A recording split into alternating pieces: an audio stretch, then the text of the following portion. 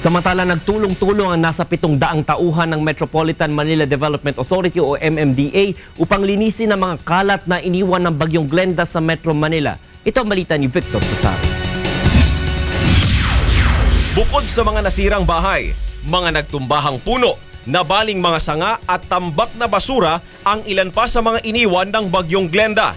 Upang malinis ang mga ito, nagsama-sama ang nasa 700 tauhan ng Metropolitan Manila Development Authority para sa isang simultaneous cleanup drive.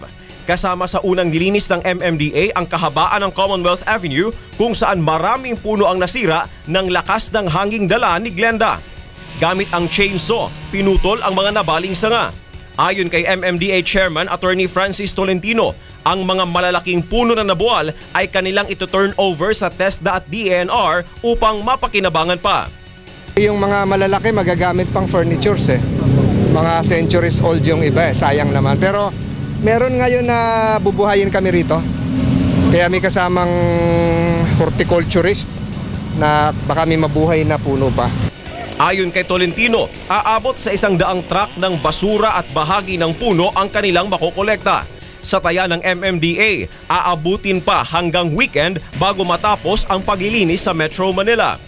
Pakiusap ko, wag lang sana pakialaman nung may report kasi dito sa loob ng UP na pwede pa, mukhang tinistis na Oo, tinistis na. Baka may paggamitan, gawing upuan o private yung gumawa. Sana wag nilang pakialaman. Mabuti nang itabi lang. Bukod sa Commonwealth Avenue, naglinis din sa San Juan City at sa Quezon Avenue ang higit sa 300 tauhan ng MMDA.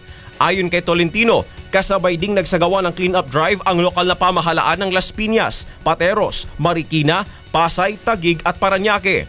Handa naman ang MMDA na magpadala ng kanilang mga tauhan sa labas ng Metro Manila kung hihilingin ng ibang lugar na apektado din ng bagyo. Sinabi pa ni Tolentino na nakatulong ang kahandaan ng mga lokal na pamahalaan kaya naiwasan ang maraming bilang ng casualty sa pagdaan ng malakas na bagyo.